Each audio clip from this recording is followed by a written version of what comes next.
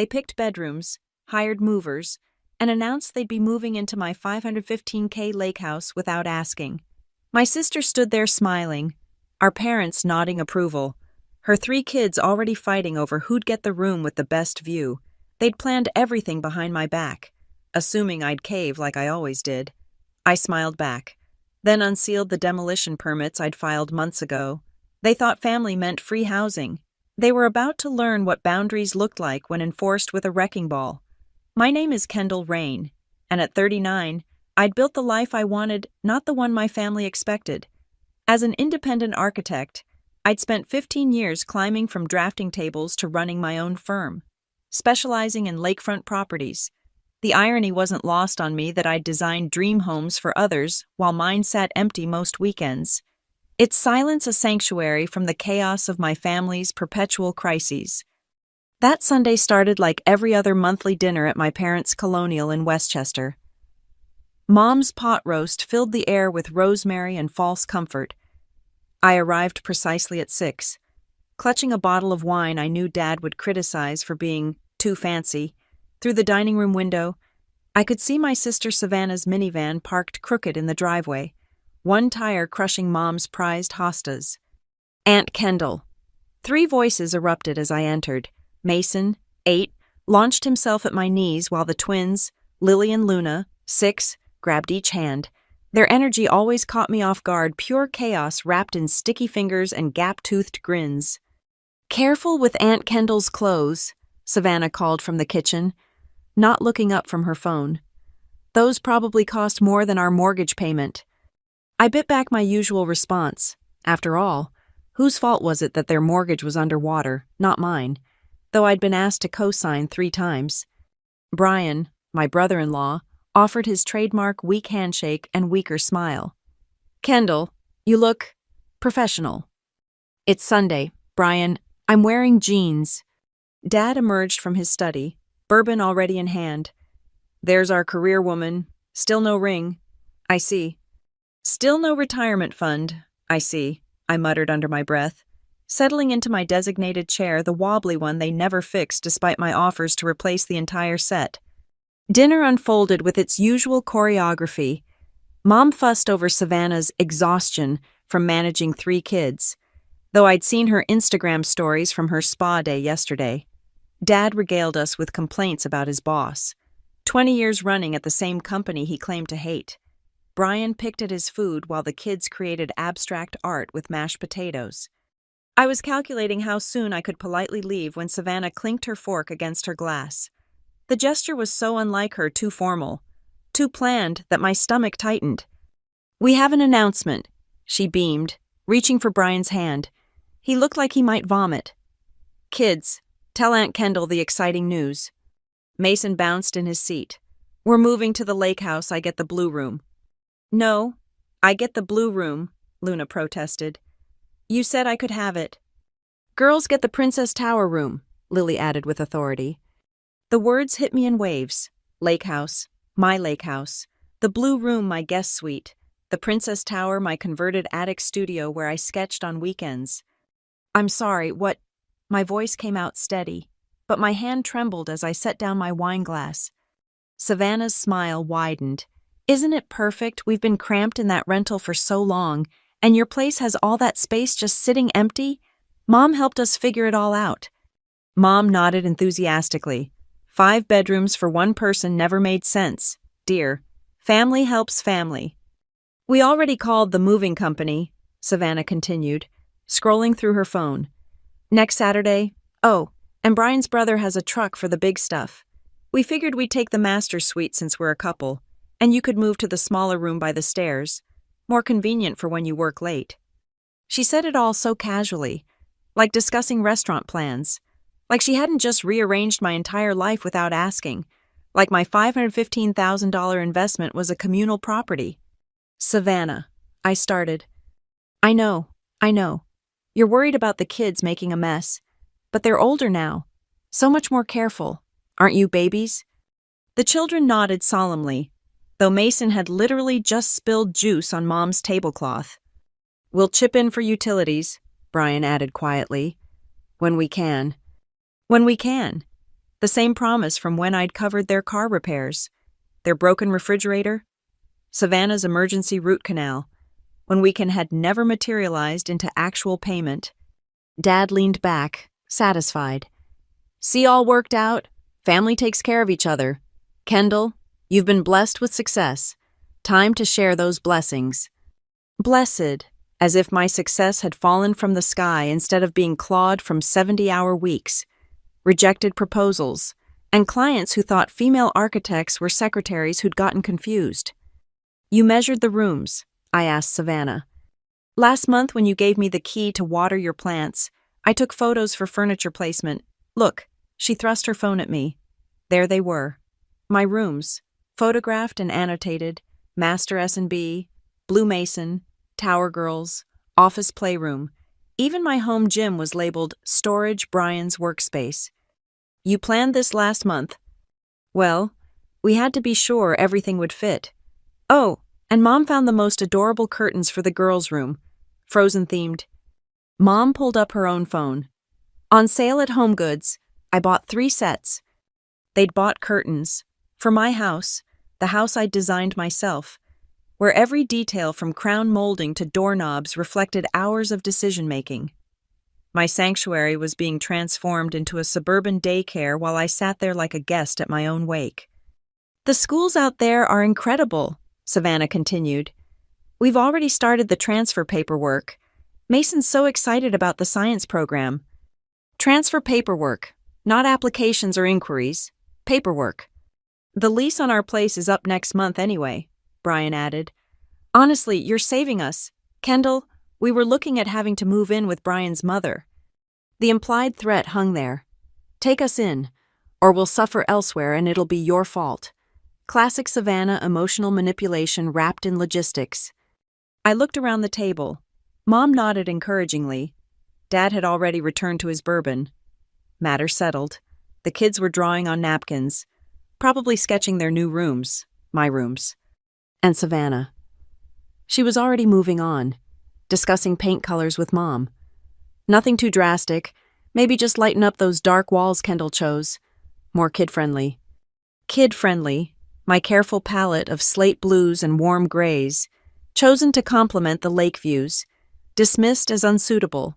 My home, my investment, my refuge reduced to free housing for a sister who'd never respected a boundary in her life. I reached for my purse, pulling out a manila folder I'd been carrying for 2 months. The weight of it felt prophetic now. Before you get too deep into paint samples, I said, placing the folder on the table with deliberate calm, there's something you should know about the house. The folder made a soft thud against Mom's good tablecloth. For a moment, nobody moved. Savannah's hand froze mid-gesture, her phone still displaying paint swatches. The kids continued coloring, oblivious to the shift in atmosphere. What's that supposed to be?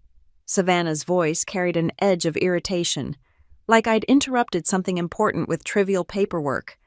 I opened the folder slowly, revealing the architectural blueprints, permits, and contracts within.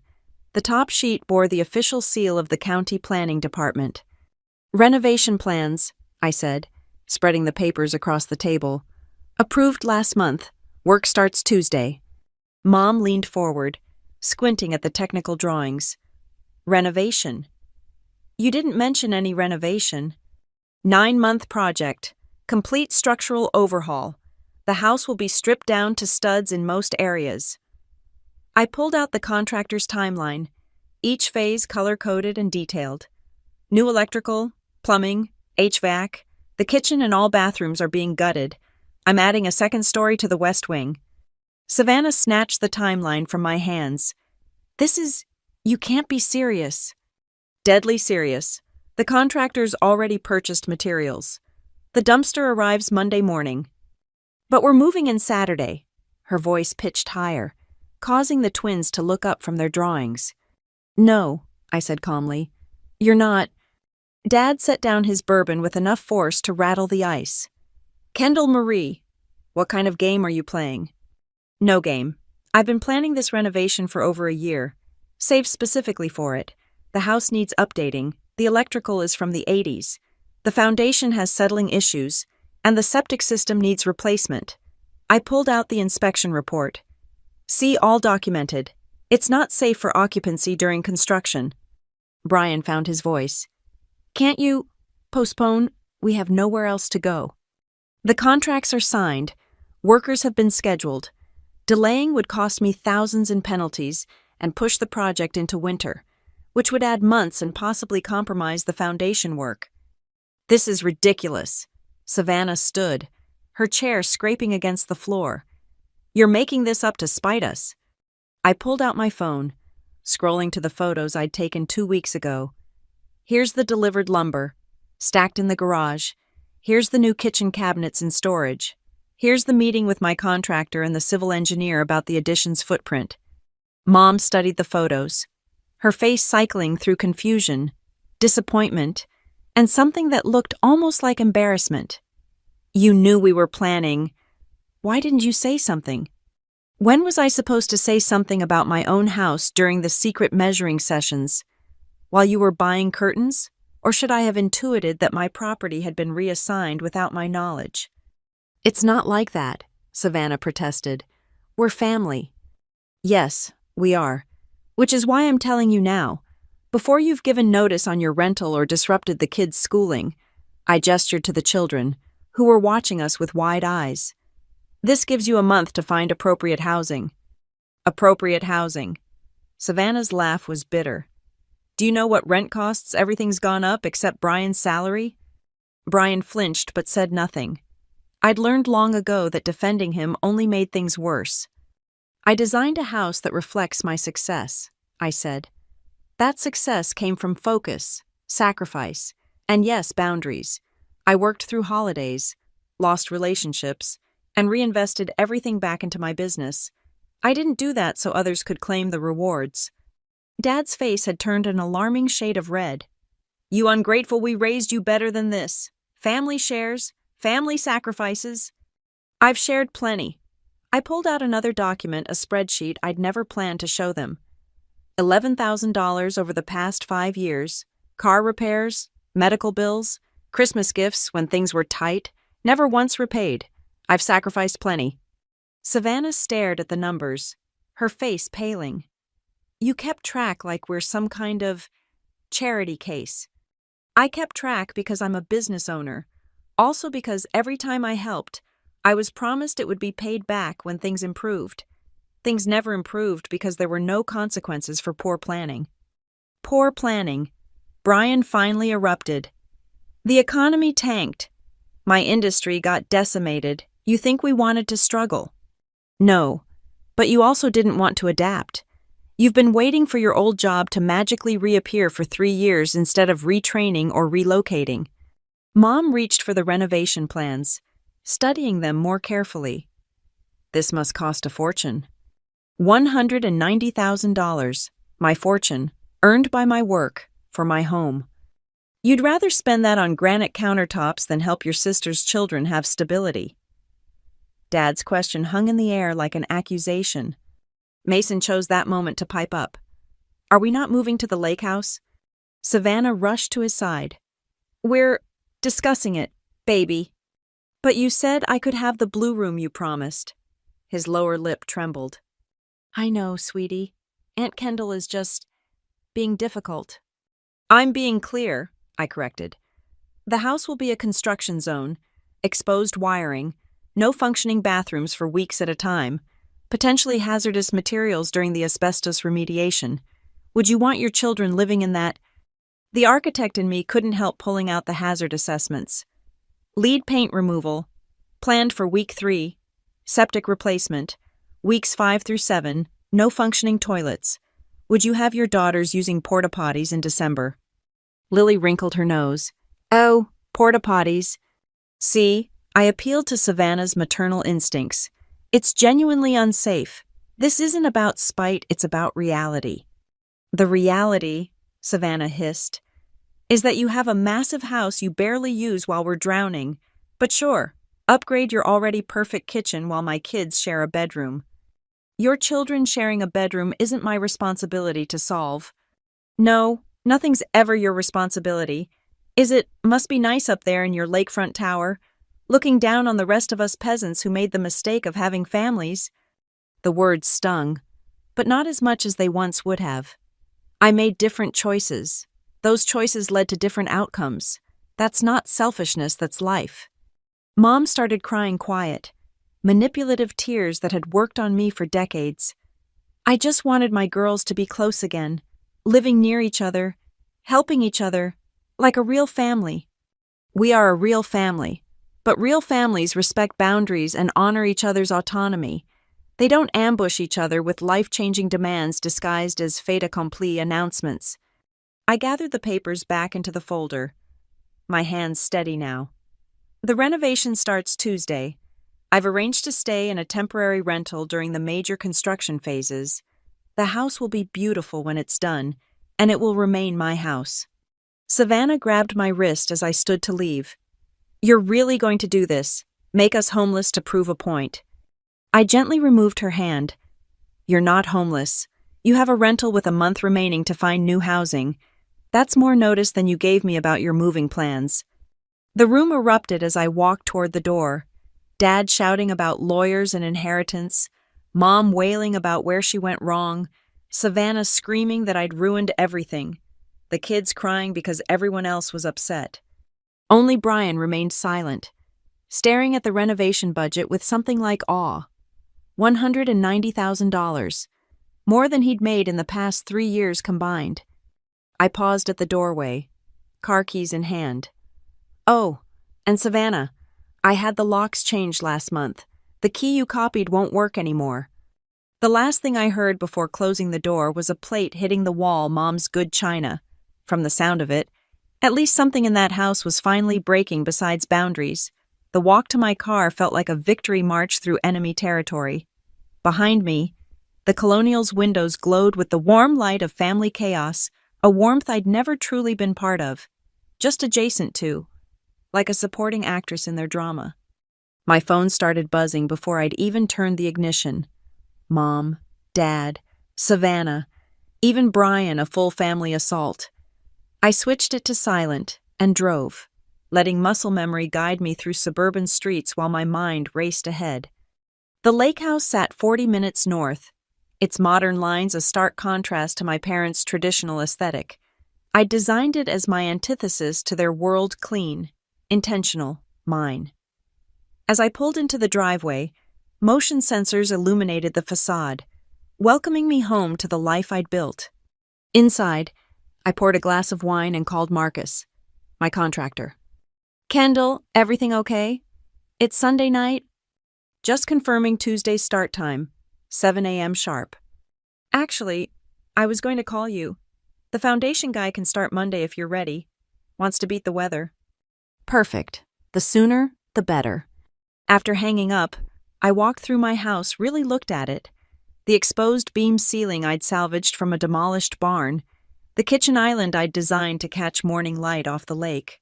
The reading nook where I spent Sunday mornings with coffee and architectural digests. Every detail chosen, placed, perfected. My phone buzzed continuously on the counter. 43 missed calls, 18 text messages. I scrolled through them with clinical detachment. Mom, please call me. This is breaking my heart. Dad, your selfishness will tear this family apart.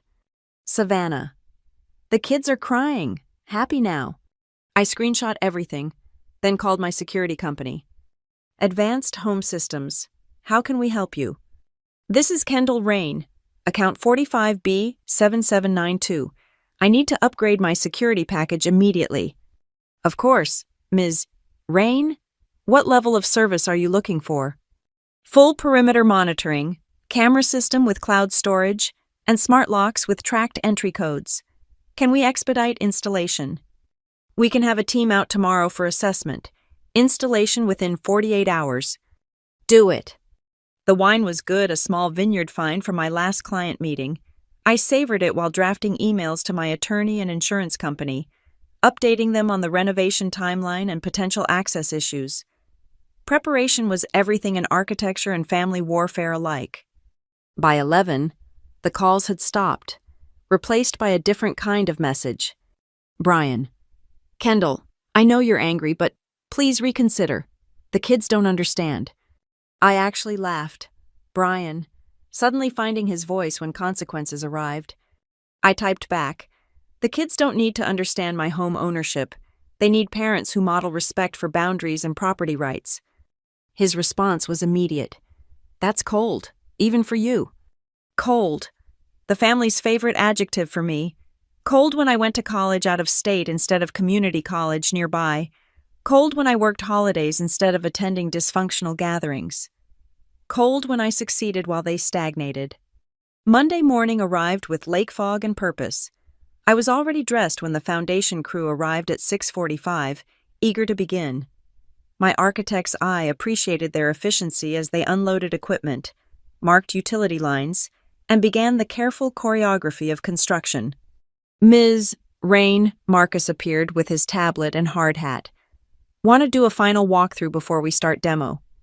We moved through the rooms, confirming salvage items and discussing the timeline.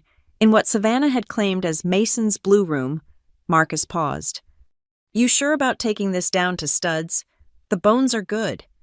The electrical needs updating throughout. Better to do it right. He nodded, making notes. Your call. Oh, and the dumpster company called. They'll be here within the hour. Perfect timing, as it turned out. At 8:17, Savannah's minivan screeched into my driveway, narrowly missing the foundation crew's equipment. She emerged like an avenging suburban warrior, yoga pants and fury. What the hell is this? She gestured at the work trucks, the safety barriers, the men in hard hats who'd paused to stare. Monday morning, I replied calmly. I told you work started Tuesday. We're ahead of schedule. You vindictive. She stopped herself, noticing the crew's attention. We need to talk, privately. I'm supervising construction. Whatever you need to say can be said here. Her face flushed. Fine. The kids didn't sleep. They think they did something wrong. Mason asked if Aunt Kendall hates him. Emotional manipulation before 9 a.m. That's efficient, even for you. It's not manipulation, it's the truth. You're punishing children for adult issues. I'm renovating my house. The fact that you promised your children something that wasn't yours to give is the adult issue here. Marcus cleared his throat. Ms. Rain, we need to start the equipment. Safety regulations. Of course, I turned back to Savannah. You need to move your van. It's blocking the dumpster access. I'm not moving until we settle this. As if on cue, the dumpster truck rumbled up the drive, air brakes hissing. The driver leaned out his window, assessing the situation with the weary patience of someone who'd seen property disputes before. Lady, I got 6 more deliveries today. Move it or I call the cops. Savannah's hands shook as she fumbled for her keys. This isn't over. Actually, it is. My property, my decisions. Find somewhere else to live. She peeled out, gravel spraying, nearly clipping the dumpster truck. Several workers exchanged glances, the universal look of, glad that's not my family. The security team arrived at noon, efficient and thorough, cameras at every angle, smart locks with individual codes, motion sensors that could distinguish between deer and humans. They worked around the construction crew with practiced ease. You want family members to have emergency codes? The technician asked. Tablet ready. No, just me and my office manager. He nodded without judgment. In his line of work, family threats probably ranked high. By evening, my house was a hive of controlled destruction, walls open to reveal decades-old wiring, confirming my renovation timing. The security system hummed online, sending test alerts to my phone, everything proceeding according to plan. Then Dad arrived. I watched on my new cameras as his Buick navigated the work vehicles. He emerged slowly, looking older than his 68 years, taking in the barriers, the equipment, the fundamental change happening to what he'd always dismissed as Kendall's fancy house. I met him at the door, the new smart lock door that had replaced my compromised entry that afternoon. Impressive, he said, nodding at the construction. How much is all this setting you back? I told you yesterday, $190. He whistled low. Could have bought Savannah a house for that. Could have, didn't, won't. We stood there, father and daughter, separated by more than the threshold. Behind him, the lake caught evening light, reminding me why I'd built here. Peace, beauty, distance. Your mother's beside herself. Mom's always beside herself when she doesn't get her way. That's unfair. Is it remember when I was accepted to Cornell? She cried for a week about me abandoning the family, made my achievement about her loss. Ancient history. Pattern behavior, like promising Savannah my house without asking me. He shifted, uncomfortable. We didn't promise. Dad, Savannah showed me the texts. Mom wrote, "Don't worry about the rental situation. Kendall's house has plenty of room, and family helps family." His shoulders sagged. We thought, you're there alone, all that space. It seemed logical. Logical to whom? The person paying the mortgage, the one who spent 2 years fighting town planning boards for permits, or the people who wanted a problem solved without solving it themselves. You've grown hard, Kendall. I've grown boundaries. There's a difference. We stood in silence while an excavator rumbled past, heading home for the night. Marcus waved from his truck, and I waved back solidarity among professionals. "She's looking at apartments," Dad said finally. "Angry as hell, but looking good." The kids are confused. Kids are resilient. They'll adjust to whatever housing Savannah provides. You really feel nothing, guilt at all. I thought about it, really examined my conscience while Dad waited. I feel free, like I finally stopped subsidizing other people's choices at the expense of my own dreams. If that's cold, then yes, I'm frozen solid. He left without goodbye, his Buick's taillights disappearing into gathering dusk. I locked my new door, armed my new system, and stood in my construction chaos kitchen, surrounded by the skeletons of walls and the birth of something better. My phone buzzed. One new message. Savannah. Found a place, 2 bedrooms, kids devastated. Hope your renovation is worth destroying your family. I deleted it without responding. Outside, the lake held the last light of day, and somewhere a loon called across the water a sound like mourning or celebration, depending on your perspective. Mine was definitely celebration. Saturday morning broke crisp and clear. Perfect moving weather. I'd been at the Lakehouse since dawn, reviewing structural plans with Marcus while the crew prepped for the next demolition phase. The security cameras had been tracking movement since 5:47 a.m., 3 vehicles parked just outside my property line, waiting. "Looks like you've got company," Marcus observed, checking his phone where I'd shared the camera feed. "Family drama, nothing that should affect the work." At 800 sharp, Savannah's minivan led the procession onto my property. Behind her, Brian's brother drove a rented moving truck, followed by Dad's Buick. They moved with military precision, clearly having planned this assault down to the minute. I stepped out to meet them, hard hat in place, safety vest visible, professional, unmovable. Savannah emerged first, dressed for physical labor in old jeans and determination. "We're just dropping things in the garage temporarily, a few days while we sort the apartment situation." No. No, just no. The garage is part of the renovation. Demo starts there Monday. Brian's brother, Todd, had already opened the truck's rear door, revealing a Tetris puzzle of furniture, boxes, and childhood detritus.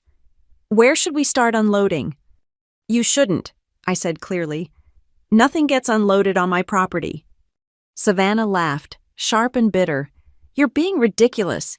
It's just stuff. Kendall, not like we're moving in.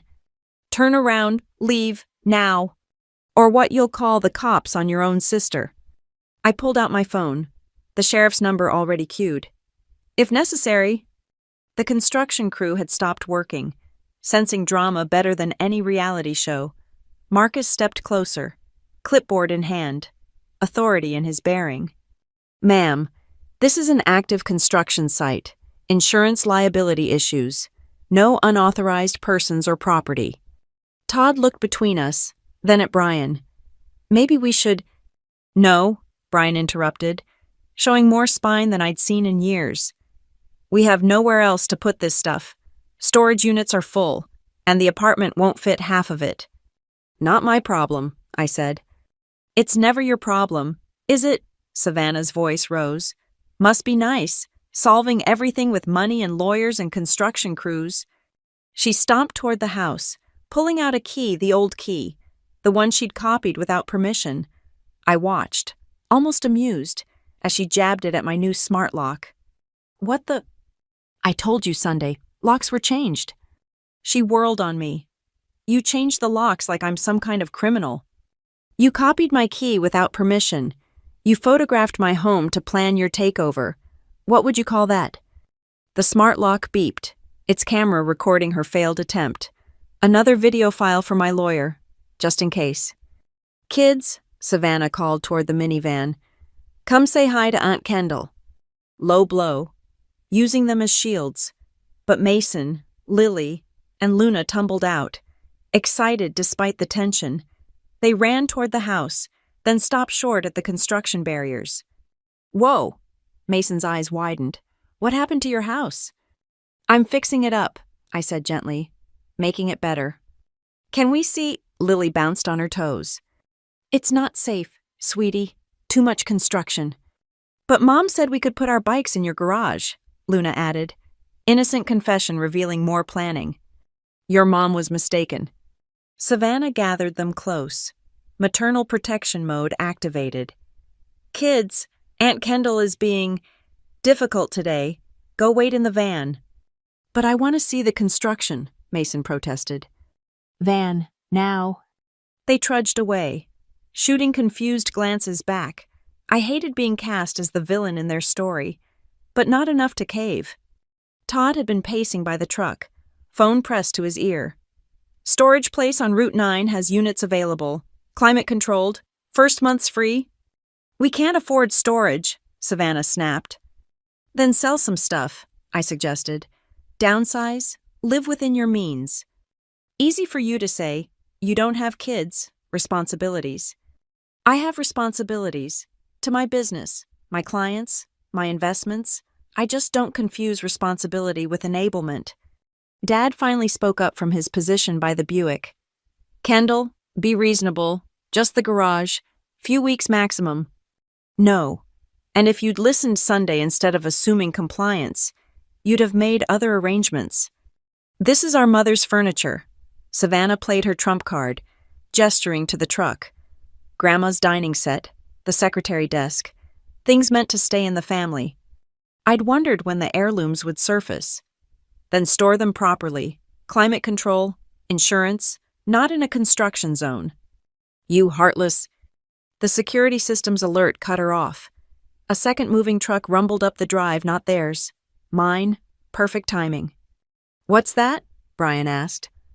"My contractor's equipment delivery, which needs garage access." I turned to Marcus. "Could you direct them?"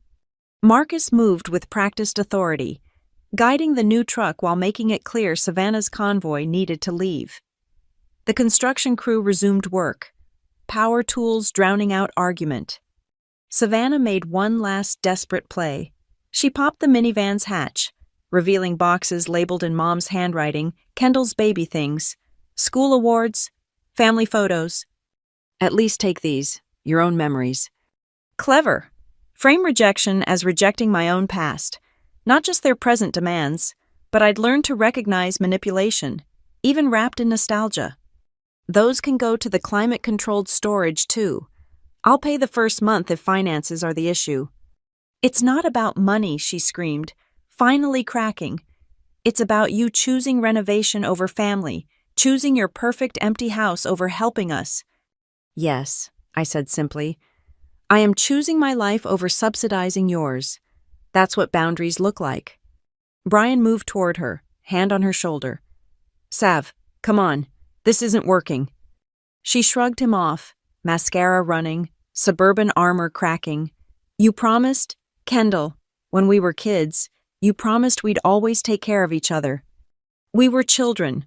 Children make unrealistic promises. Adults recognize when care becomes exploitation." Todd had already closed the truck. Decision made. Storage place closes at noon. If we're going.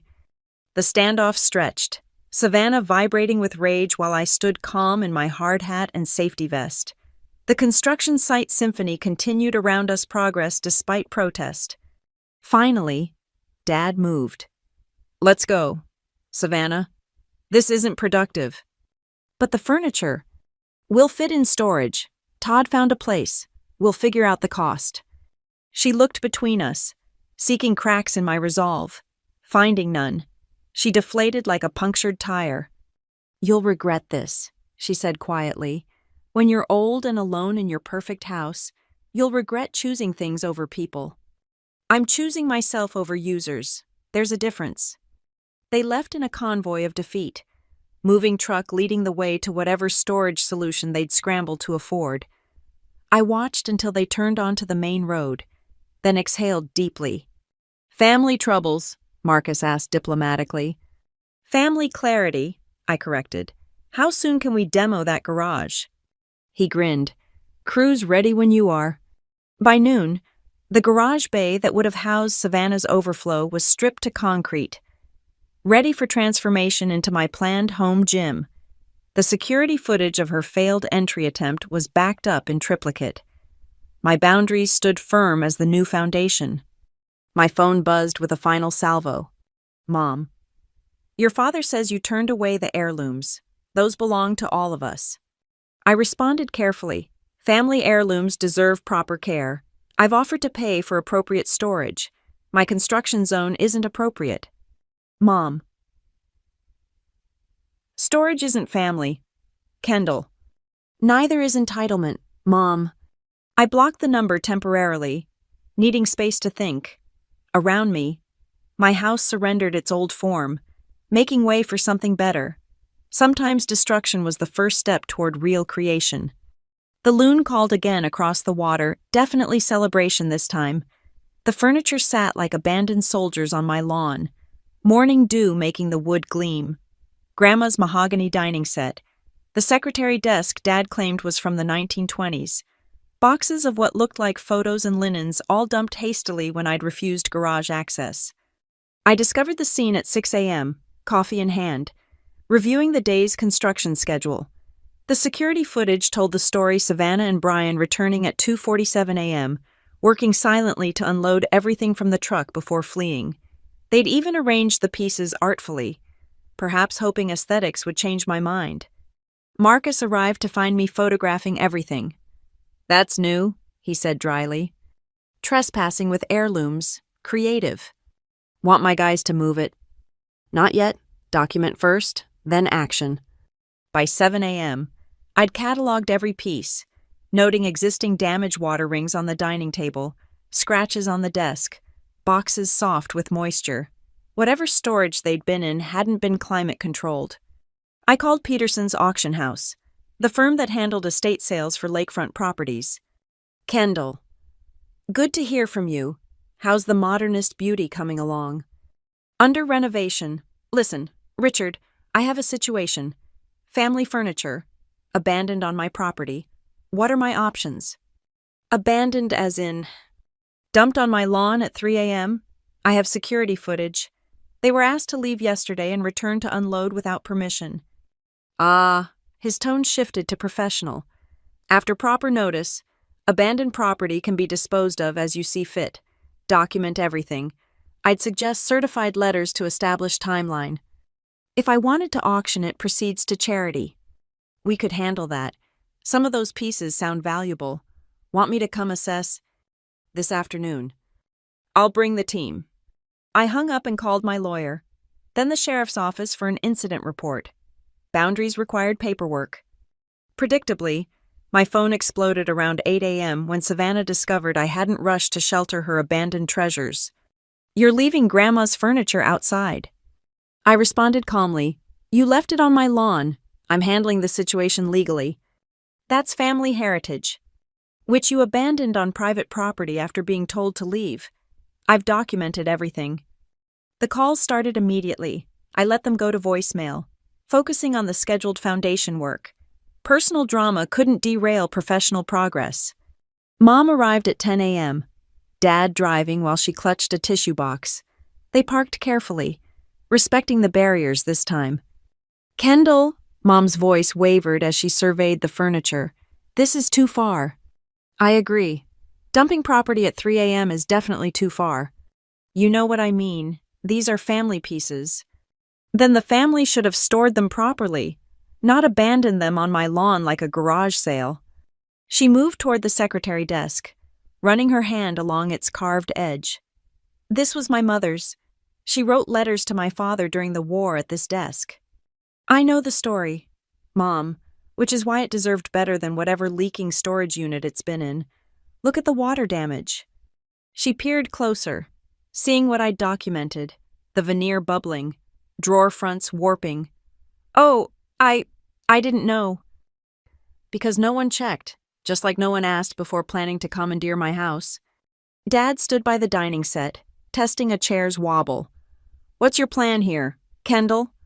"Peterson's auction house is coming this afternoon. I'll have them assess everything. Proceeds to charity." "I was thinking the Youth Housing Initiative." "You're going to sell our family heritage." Mom's tears started fresh. "I'm going to ensure abandoned property is handled legally. You want to keep the heritage? Take it, now. Find proper storage. I'll even provide the auction estimate so you understand its value." "We can't," Dad started, then stopped. "The storage units are expensive." "Yes, preserving valuable things costs money. That's why I spent $190,000 on my house to preserve and improve my investment." Richard Peterson arrived at noon with his team, whistling appreciatively at both the furniture collection and the construction scope. "Beautiful bones on that house," he said. "Marcus does excellent work." "He does. Now, about these pieces." His team worked efficiently, examining makers' marks, checking joints, photographing details. I shadowed them, learning the furniture's actual value versus family mythology.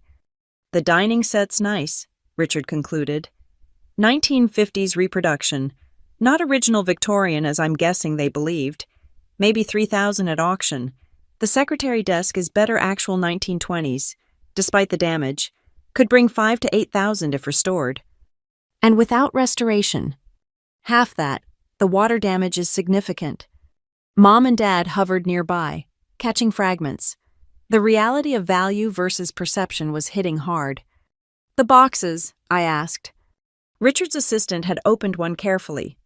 "Photos, documents, linens, personal items, minimal resale value, though." She held up a leather journal. "This appears to be wartime correspondence. Historical societies might be interested."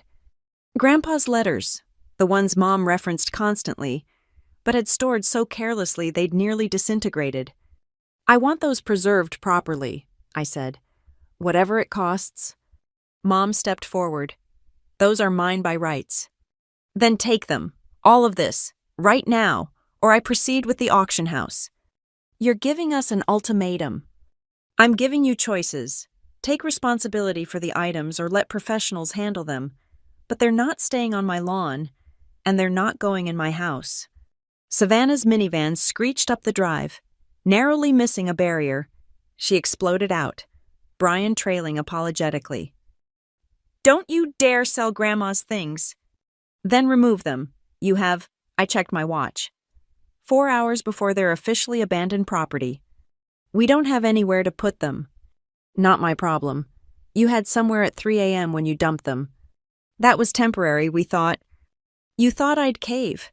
I'd see the furniture and suddenly offer my garage, my house, my resources, manipulation through heirlooms." Brian found his voice. "We paid Todd's truck rental. We can't afford another." "Should have considered that before trespassing." Richard cleared his throat diplomatically. "I could recommend some storage facilities that specialize in antiques, climate-controlled, reasonable rates." "We can't afford reasonable," Savannah's voice cracked. "We can barely afford unreasonable."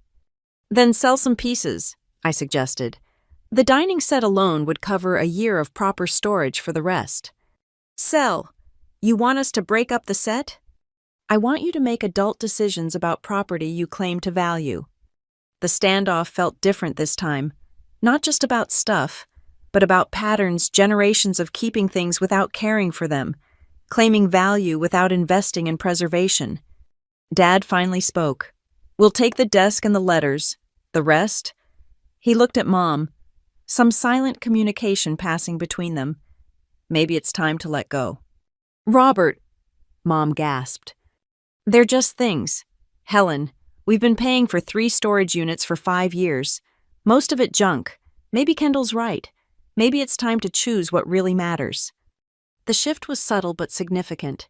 Dad, the eternal enabler, actually setting a limit. Savannah turned on him. "You're taking her side." "I'm taking reality's side. We can't keep everything. We can't afford everything. And we can't force Kendall to subsidize our inability to choose."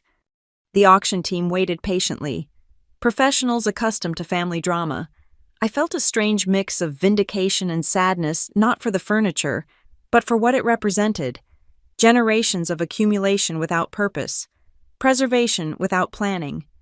2 hours, I said finally. "Decide what you're taking. Richard's team will handle the rest." I returned to the house, to the clean destruction of renovation. Behind me, 3 generations of family members circled furniture like carrion birds, finally forced to decide what actually mattered versus what they'd simply inherited. The security cameras recorded it all, evidence of boundaries held, patterns broken, and the expensive cost of saying no. The youth housing initiative would benefit from whatever remained. At least someone would build a proper future from our family's poorly preserved past. The demolition of the master bedroom wall began at 7 a.m. sharp on Wednesday. I stood in my hard hat, watching decades of drywall and memories crumble.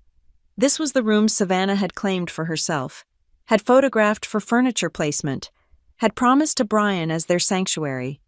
Now it was exposed studs and possibility. Marcus checked the structural plans against reality.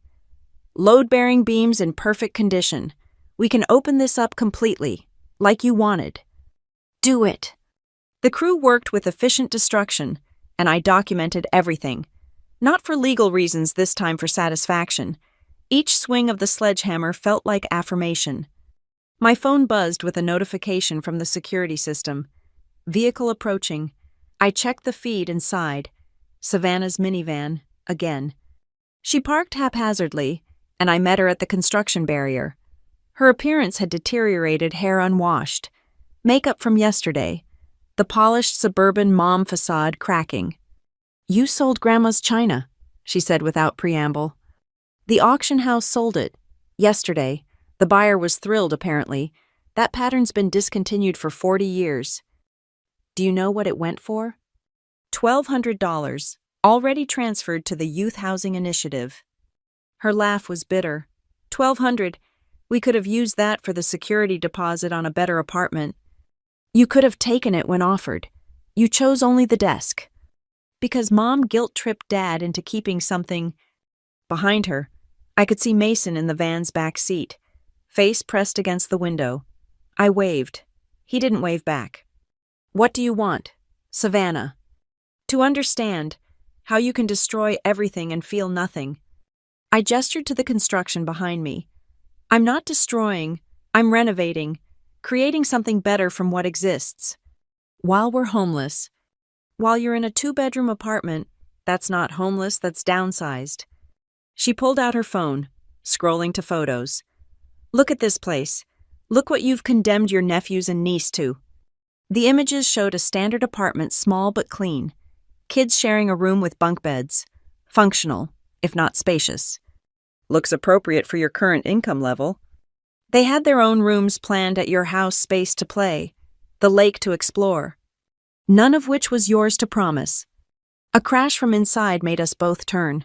The master bedroom's closet system, custom California closets that Savannah had definitely measured, lay in pieces on the subfloor. "That's the closet I picked for my clothes," she said quietly. "That's demolition debris now." Her control finally snapped. "I hate you." The construction crew paused. Drama sensors activating. I remained calm, having expected this explosion eventually. Okay. That's all you have to say." "You're entitled to your feelings.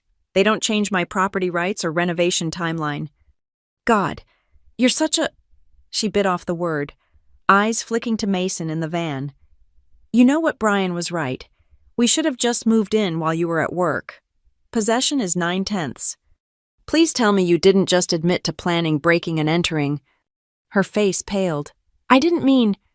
Security footage catches audio at this distance, just so you know. She backed toward the van, stumbling over construction debris. You're recording everything your own family. Protecting my property. The fact that trespassers are related doesn't change the legal situation. This is insane. All of this, the renovation, the security, the lawyers, because you can't share. Because I won't be forced to share difference. Mason had rolled down his window. Mom, are we going? Yes, baby. She shot me one last glare. Enjoy your empty castle. Kendall, when you're old and alone, remember this moment. She peeled out for what felt like the 100th time. Gravel sprang. The crew exchanged glances and resumed work, probably grateful for their own functional families. Marcus approached with timber samples. For the new beam structure. Want a review? In a minute. I stood where the master bedroom used to be, imagining Savannah's vision, her clothes in my closet, Brian's sneakers by my door, their life overtaking mine, the alternative reality she'd constructed without my participation. Now it was just space and potential. Ms. Rain? One of the younger crew members approached hesitantly.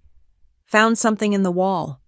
He held out a time capsule, a metal box I'd hidden during construction 5 years ago. Inside photos from the build, my first business card, a champagne cork from the celebration dinner I'd had alone because family was too busy to drive up. Forget this was there, I admitted. Want us to put it back when we rebuild? No, I'll make a new one. The afternoon brought more progress. The kitchen gutting began, revealing the original 1980s wallpaper under my carefully chosen backsplash. Even my house had hidden layers. Past choices buried under present ones. Richard Peterson called with auction results. The dining set went to a family from Boston. They're restoring a Victorian and wanted period-appropriate pieces. Good, they'll care for it. Your mother's letters are with the preservation specialist. Should have them digitized and properly stored within 2 weeks. Send me the bill. Already paid from auction proceeds. Plenty left for the charity. At least something positive came from the furniture fiasco. Youth Housing Initiative would help kids who actually needed homes, not adults who felt entitled to mine. By evening, my master suite was completely demolished. I stood in the space with a glass of wine, admiring the sunset through exposed framing. The house felt honest this way, stripped of pretense, showing its bones. My phone had been mercifully quiet since Savannah's visit. Then, at 9 p.m., an unexpected text. Brian. She's at her mom's tonight. Kids and I are at the apartment. I wanted you to know I never agreed with the B&E idea. That was anger talking. I considered not responding, then typed, noted, focus on your family. Brian. Brian. Trying hard when she's fixated on what we should have. BTW. The kids don't hate you. They're just confused. They'll adjust. Brian. Yeah, we all will, eventually. The conversation felt like progress. Small but significant. Brian accepting reality instead of enabling fantasy. I made a final walkthrough, checking tomorrow's demo zones. The framers would start soon, building new from old. My architect's eye could see it, the open floor plan, the improved flow, the master suite that would be mine alone. A photo from Mom appeared the secretary desk in their cramped living room, looking oversized and out of place. Mom. We saved something. You were right about the storage units. Time to choose. I didn't respond, but I felt a shift. Not forgiveness, too early for that, but maybe the beginning of understanding. Sometimes destruction was necessary for creation. Sometimes saying no was the only way to break generational patterns. Tomorrow, the kitchen cabinets I'd chosen without committee input would be demolished. The bathroom where Savannah had planned bath time routines would be stripped bare. Every assumption about my life would be sledgehammered into debris. And from that debris, I'd build something better, alone, by choice, by design. The loon called across the water one final time. Tonight, it sounded like freedom. The construction site was in full swing when my parents' Buick navigated the work trucks. 3 weeks into demolition, my house was a skeleton of its former self, walls stripped, systems exposed, potential everywhere. They emerged slowly, Mom clutching Dad's arm as they surveyed the destruction. "Dear God," Mom whispered, "you actually did it. I told you I would." I met them at the barrier, noting their formal clothes, church formal. "What brings you here?" "We need to talk," Dad said. His usual bluster dampened. "About the will." "Ah, the nuclear option. I'd been expecting this since Sunday's confrontation." "Come to the site office." I led them to Marcus's construction trailer, the only finished space on the property. Inside, blueprints covered every surface. My vision made manifest in technical drawings. Dad sat heavily in a folding chair. "You've forced our hand, Kendall." "I've renovated my house. How does that force anything?" "The family's in crisis. Savannah can barely function. The children are acting out in school. Your mother cries constantly. And this is my fault because you could fix it," Mom burst out. "One phone call. Let them stay here. End this nightmare." "Their housing situation isn't a nightmare. It's an apartment appropriate to their income." "They're cramped. They're right-sized. There's a difference." Dad pulled out legal documents. I noticed. "We met with Harrison." Harrison, the family lawyer who'd handled their wills for 30 years. I kept my expression neutral. "We're updating our estate planning," Dad continued. "Given recent events, we need to reconsider asset distribution." "You're writing me out." Statement, not question. "We're prioritizing family members who prioritize family." I actually laughed. Mom flinched at the sound. "When? When what?" "When did you actually update the will because Savannah let slip Sunday that you did this last year, after I refused to co-sign Brian's business loan for his 4th failed venture?" Dad's face reddened. "That's not—" "Harrison's secretary is married to my dentist. Small town. She mentioned last year how sad it was. Family members cutting each other off over money." I pulled out my phone, showing a screenshot. "I've had 13 months to process being disinherited. This isn't news." Mom stared at Dad. "You told me we just did it." "Helen. You lied, made me think we had leverage." Their bickering filled the trailer while I studied my blueprints. Even their manipulations were poorly constructed. "It doesn't matter," I interrupted. "Whether last year or last week, it's your estate, your choice." "You don't care." Mom seemed devastated by my calm. "I cared 13 months ago, grieved the symbolism more than the money I've made my own. But you taught me something valuable. Family love comes with price tags. I just decided to stop paying." "That's not what Dad started. Isn't it every holiday, every birthday, every interaction has been transactional? Help Savannah or you're selfish. Give money or you're cold. Sacrifice your space or you're not really family." A knock interrupted. Marcus entered, pausing at the tension. "Sorry, Ms. Rain, the inspector's here for the electrical review." Perfect timing. I stood. My parents were just leaving. "Kendall, please." Mom's tears started. "We're not finished discussing." "We are, though. You've made your position clear. I'm out of the will unless I comply. I've made mine clear, my house, my rules. Neither position has changed."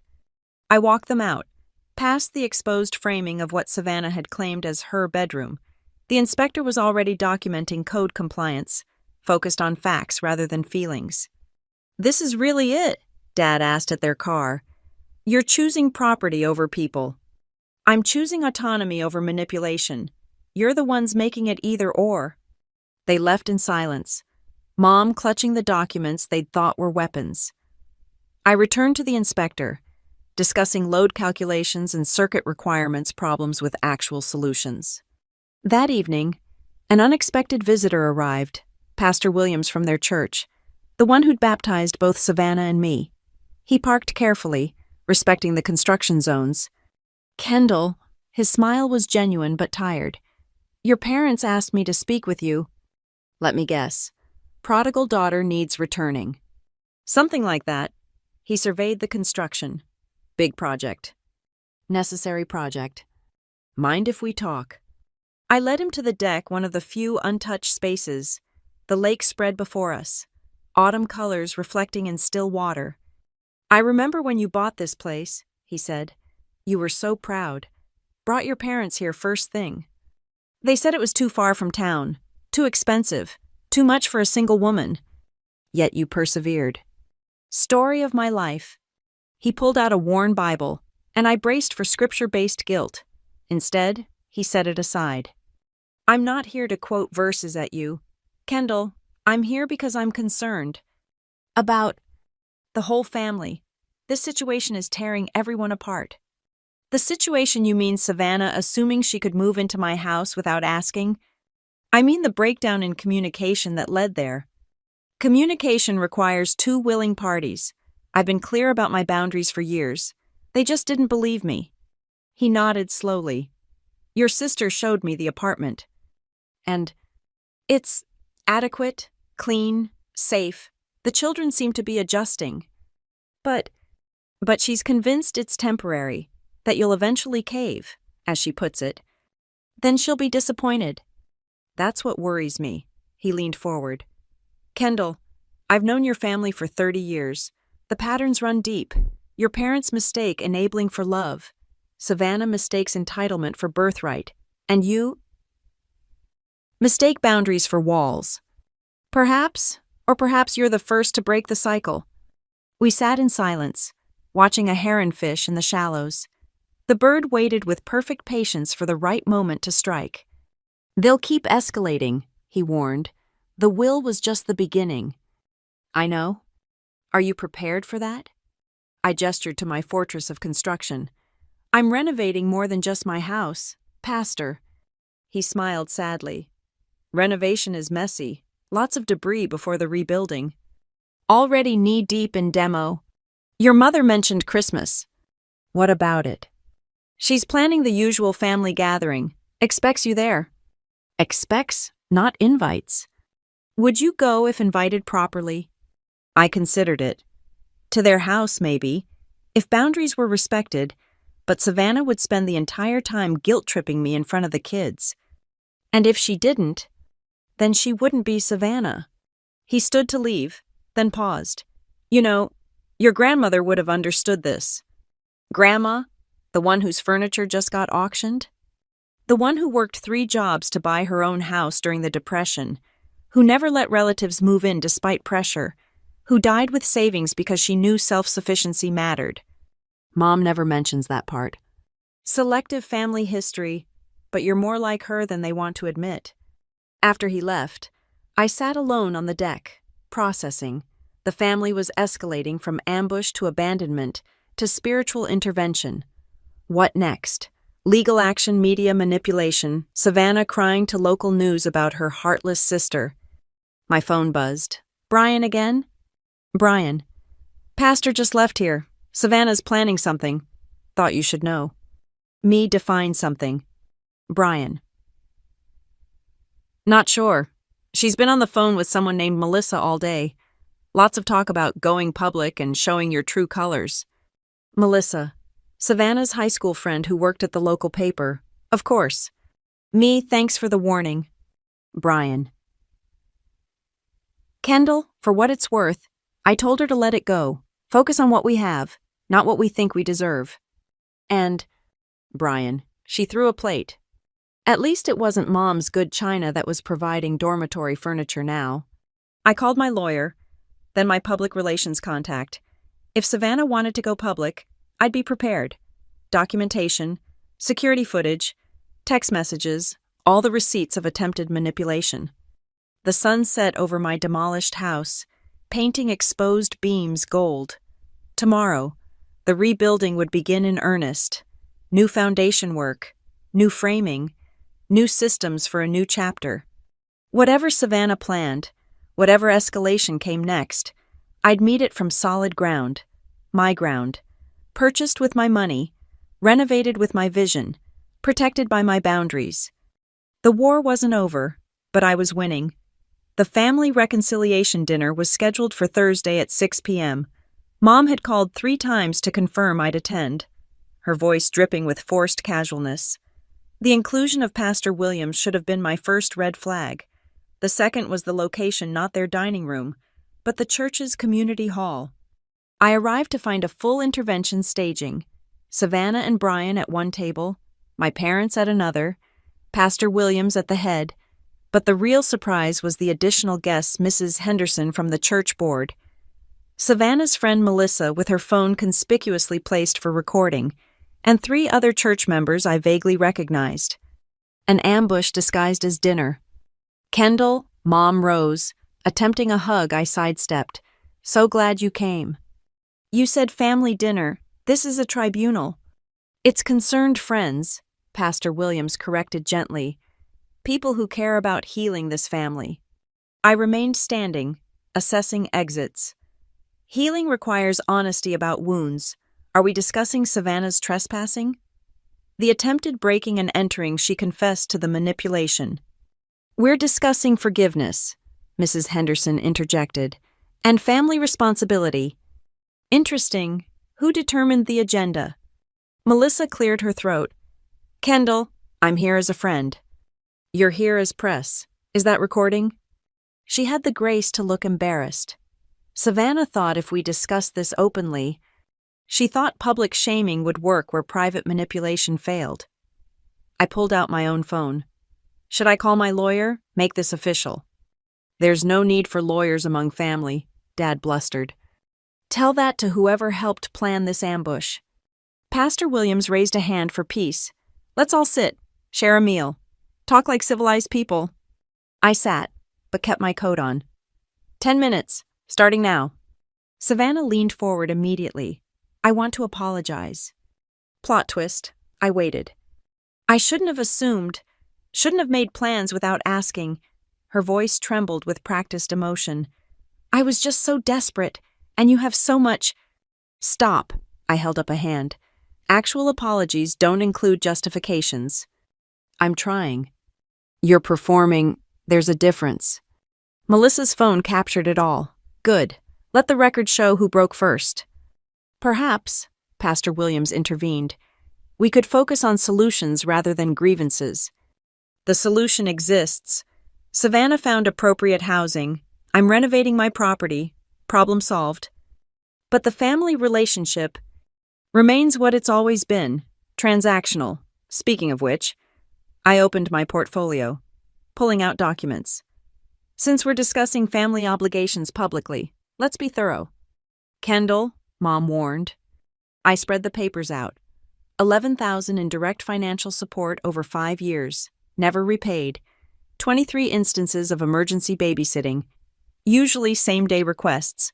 4 missed client meetings to handle family crises. 2 relationships ended because family always came first. You kept score. Mrs. Henderson looked appalled. I kept records. There's a difference. I turned to Melissa. Getting this local architect documents years of family financial support before setting boundaries. She stopped recording. The issue, I continued, isn't lack of forgiveness. It's lack of reciprocity. When I needed support during my business launch, where was family when I was hospitalized with exhaustion? Who visited? Silence. But when Savannah needs housing, money, babysitting, suddenly family means everything. You're twisting things, Savannah protested. I'm clarifying them, with documentation. Brian shifted uncomfortably. We appreciated the help. We did. Appreciation without reciprocation is just entitlement with manners. Pastor Williams leaned back. What would restoration look like to you? Kendall. Respect for boundaries, acknowledgement of autonomy, relationships based on more than need. And the house? Remains my house, non-negotiable, even with family in need. Especially then, helping isn't healing when it enables dysfunction. Savannah's mask finally slipped. You think we're dysfunctional. You plan to move into my house without asking. You trespassed at 3 a.m. You're attempting public manipulation through staged dinners. What would you call it? Desperate. Desperate people ask. Entitled people take. Melissa had resumed recording, sensing drama. I smiled directly at her phone. For the record, I've offered assistance within boundaries. Storage payment, auction proceeds to charity, financial documentation for tax purposes, all refused because the help came with limits. This isn't about money, Mom cried. No, it's about control. You can't control me through guilt anymore, so you're escalating to public shame. We wanted reconciliation, Pastor Williams said quietly. You wanted capitulation. There's a difference. I stood, gathering my documents. Here's my offer. One time only. I'll pay 3 months' rent on their current apartment. Security deposit already covered. This gives them time to stabilize finances without my house being the solution. 3 months. Savannah's eyes calculated. That's $4,500, more than generous considering the attempted trespassing. And after 3 months, you figure it out, like adults do. The room erupted, Mom crying about cruelty, Dad shouting about family values, Savannah screaming that I was heartless, the church members looking scandalized, Melissa recording it all. I walked to the door, then turned back. Pastor, you asked what restoration looked like this, me offering help with boundaries, them rejecting it because it's not enough, the pattern repeating exactly as always. Kendall, please, Mom reached out. The offer expires when I leave this room. 3 months' rent, no strings, no guilt, no further obligations, yes or no. They all looked at Savannah. She was calculating. I could see it take the money and keep pushing, or refuse and play the victim. We'll take it, Brian said suddenly. Thank you. Brian. Savannah turned on him. We need the help. Sav, take it. I pulled out my checkbook, writing it immediately. Cash this within 3 days or it's void. Brian took it with shaking hands. We'll pay you back. No, this clears all debts. Past support, future obligations. We're even. You can't just, Savannah started. We're done. I looked at Pastor Williams. You wanted family healing. This is what it looks like. Clear boundaries, honored commitments, realistic expectations. Everything else is fantasy. Mrs. Henderson spoke up. Young lady, the Bible says a lot about personal responsibility too. Also about not coveting your neighbor's house. I smiled sweetly. Even if the neighbor is your sister. I left them in their staged intervention, walking out into crisp October air. My phone buzzed immediately. Brian, not Savannah. Brian. Thank you. I know that wasn't easy. Me, use the time wisely. This is the last bailout. Brian. Understood. And Kendall. We won't bother you about the house again. Me, see that you don't. Back at my construction site, I did a walkthrough with Marcus. The framing was progressing beautifully, my vision taking shape in wood and steel. No ghost furniture from Savannah's imagination. No children's voices in rooms they'd never occupy.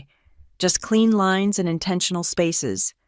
Good dinner, Marcus asked, noting my formal clothes amid construction dust. Productive dinner, 3 months of peace purchased for $4,500. He whistled low. Expensive peace. Cheap, actually, considering the alternative. My phone had 7 missed calls from Mom, 2 from Dad, none from Savannah. Melissa had texted asking for a statement. I typed back, local architect supports family within healthy boundaries. Renovations continue on schedule. Let her spin that however she wanted. I had security footage, canceled checks, and a clear conscience. The truth didn't need embellishment. Tomorrow, the plumbing would go in new pipes for clean water, proper flow, no leaks from old connections. Sometimes you had to tear everything down to build it right. The check would clear, the calls would eventually stop, and in 3 months, when the money ran out, they'd either sink or swim on their own. Either way, it wouldn't be my problem. The renovation continued, and so did I. Boundaries intact, vision clear, foundation solid. The autumn air carried wood smoke and possibility as I reviewed finish samples with Marcus. 6 months into renovation, my house was transforming beautifully. New electrical hummed efficiently. Plumbing flowed without decades of mineral buildup. The master suite that contested space was framed exactly to my specifications. Marble for the master bath. Marcus held up samples. The Carrara is stunning. Perfect. And the kitchen. Quartz installers come Monday. The waterfall edge on the island will be spectacular. My phone buzzed. Unknown number, but local area code. Kendall. This is Principal Morrison from Lakeside Elementary. My stomach tightened. The kids' school. Is everything okay? There's been an incident. Your nephew Mason listed you as his emergency contact. His parents aren't answering their phones. I'll be right there. I left Marcus with the samples and drove to the school. Mind racing. Why was I listed as emergency contact? And where were Savannah and Brian? At the school, I found Mason in the nurse's office, holding a bloody tissue to his nose. His eyes lit up when he saw me. Aunt Kendall. Hey, buddy, what happened? Fight at recess. This kid said we were homeless, and I pushed him, and he pushed back. The principal filled in details. Minor altercation. But parents needed to be contacted. They'd tried both numbers repeatedly. I can take him, I offered. Get him cleaned up. Make sure his parents know. We appreciate that. Mason speaks highly of you. In my car, Mason was unusually quiet. I stopped for ice cream against my better judgment, but his nose looked sore. Want to tell me what really happened? He stirred his chocolate chips slowly. Mom and Dad were fighting again. About money. Mom didn't drive me to school, she left early. Dad's phone is shut off. Shut off. No service. He was yelling about the bill. 3 months. My rental assistance had run out exactly on schedule, and apparently, so had their ability to manage. The kid at school, what did he actually say? Mason's voice dropped. That his mom saw our family at the food bank, that we were poor now because you kicked us out of the big house. Jesus, small-town gossip reaching the playground. You know that's not what happened, right? I know. You were fixing your house. Mom lied about us moving there. The clarity of children. Is that why you pushed him? No, I pushed him because he said Mom was a liar and a thief. Mason. She is, though, isn't she? She tried to take your house. She took Grandma's furniture without asking. I chose my words carefully. Adults sometimes make poor choices when they're stressed. That doesn't make them bad people. But it does make them liars and thieves. Hard to argue with 8-year-old logic. I drove him to the apartment, noting the eviction warning taped to their door. 30 days to pay or vacate. The 3 months had accomplished nothing except delaying the inevitable. Inside, Savannah was on the couch, still in yesterday's clothes. The apartment smelled of desperation and dirty dishes. Mason. Why aren't you Kendall? She jumped up, wrapping a robe around herself. What are you doing here? School called, fight, you didn't answer. My phone's, she gestured vaguely. Brian didn't pay the bill. Where is Brian? Job interview, or bar? Pretty sure bar. Her laugh was bitter. 3 months, right on schedule. You must be so satisfied. Where are the girls? Daycare. They let me pay weekly now. Isn't that generous? I looked around the apartment.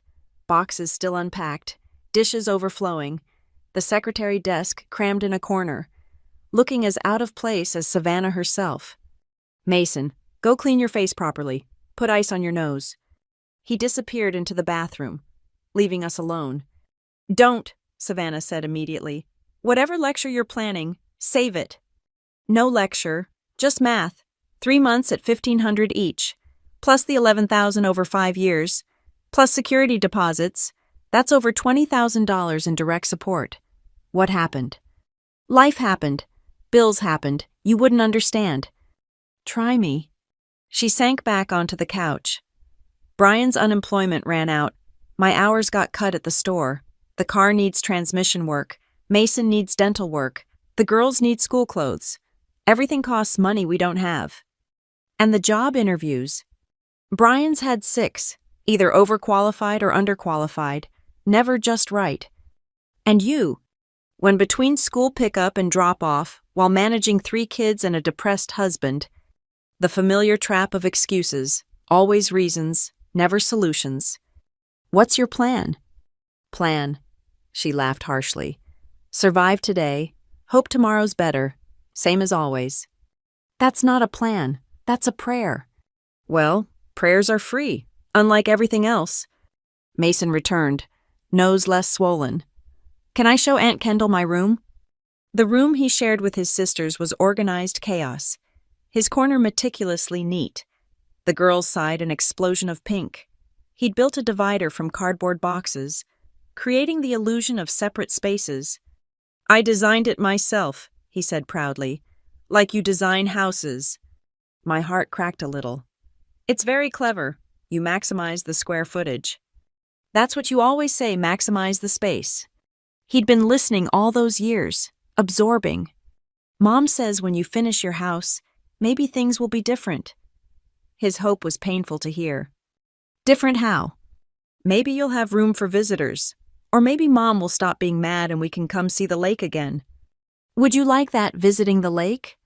Yeah, but only visiting. I don't want to live there. I heard Mom and Dad talking before, about taking over. That wasn't right. No, it wasn't. But they're not bad people, just stuck. 8 years old and already understanding what his parents couldn't. Back in the living room, Savannah was crying silently. The eviction notice lay spread on the coffee table. I can't do this again, she whispered. Another move, another failure. The kids. What do you need? Her head snapped up. What? Not want, need, practically speaking. Money, obviously, but also, she struggled for words. Direction, purpose. Something besides treading water. Progress. The first honest assessment I'd heard from her. I can't give you my house. That boundary stands, but I might have another option. I don't want your charity. Not charity, opportunity. I pulled out my phone, scrolling to emails. Remember Janet Collier? She runs the property management company for the lake community. She's looking for an assistant, part-time to start, but steady, benefits after 90 days. I don't know anything about property management. You know about maintaining homes, scheduling, organization when you apply it. The pay isn't huge, but it's stable. Why would she hire me? Because I'll recommend you, once. My reputation opens the door, you keep it open. Hope flickered in her eyes. And Brian. Can't fix Brian. Only Brian can fix Brian. She nodded slowly. When? Call her Monday. Interview Tuesday if you don't screw up the call. Kendall, Don't thank me. Prove me right. Show up, work hard, rebuild. I wrote Janet's number down, then added another note. Anderson's daycare has sliding scale fees. The girls qualify. That'll help with costs. You've really thought about this. I've really wanted you to succeed, despite evidence suggesting otherwise. Mason appeared with his backpack. Mom, I have homework. Right, yes, homework. She wiped her eyes, trying to reset. Thank you for getting him. He's my nephew. Despite everything, that matters. I left them to their afternoon routine, such as it was.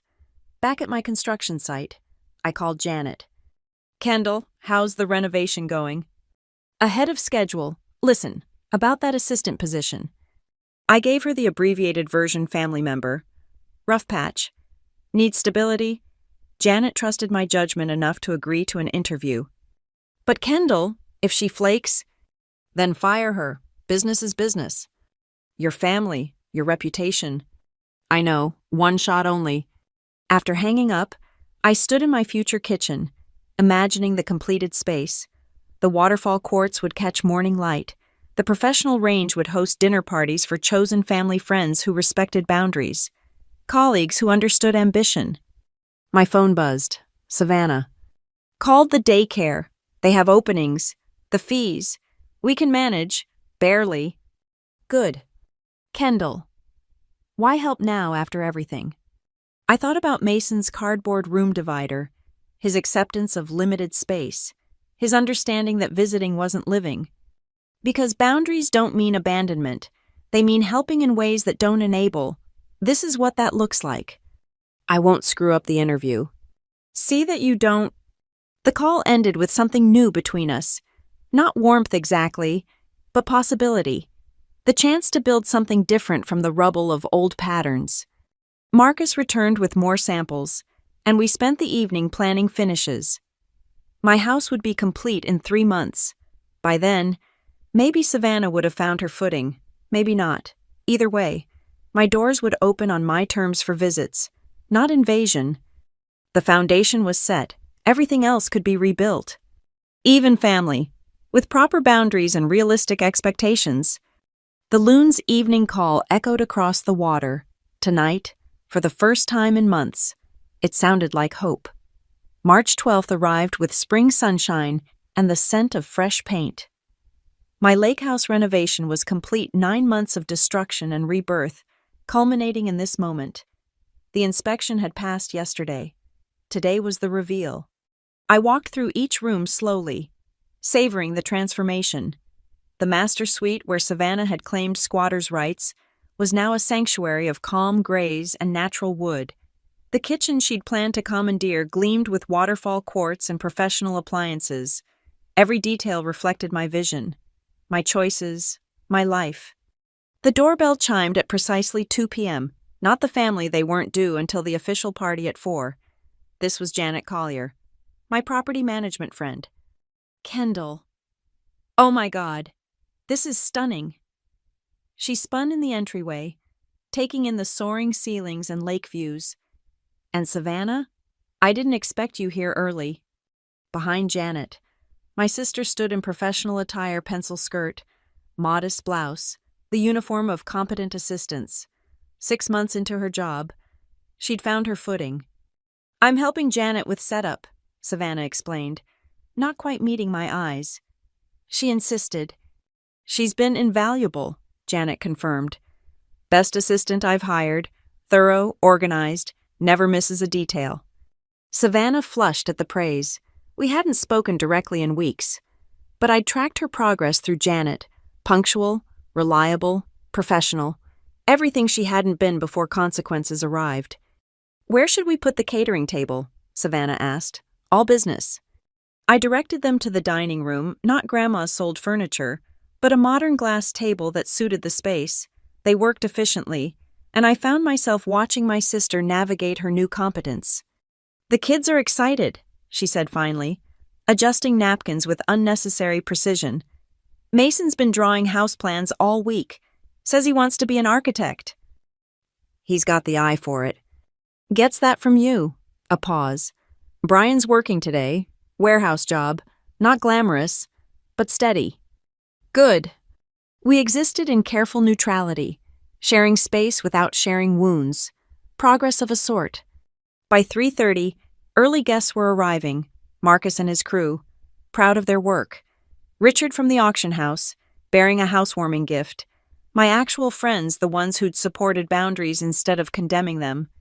Then family arrived. Mom and Dad entered cautiously, as if the house might reject them. Mom clutched a plant-safe gift. No assumptions. It's beautiful, she admitted, taking in the great room. Really beautiful. Kendall. Thank you. Dad studied the construction photos I'd framed, a timeline of destruction to creation. Must have been something, living through all this. Worth it. The kids burst in next, Brian trailing behind. Mason made a beeline for me, notebook in hand. Aunt Kendall. Look, I designed a treehouse with proper support beams. I reviewed his sketches seriously. Good load distribution, but what about weather protection? We bent over his drawings while Lily and Luna explored cautiously. Savannah hovering like they might break something. Old habits. Girls, it's fine, I assured them. Just stay off the deck, adult space. They relaxed incrementally, and soon their laughter filled rooms that had never held children's voices. The sound wasn't invasive, it was visiting, temporary, appropriate. tour, I offered generally. The group moved through spaces, admiring finishes and views. In the master suite, Savannah stood very still. This was where... She didn't finish.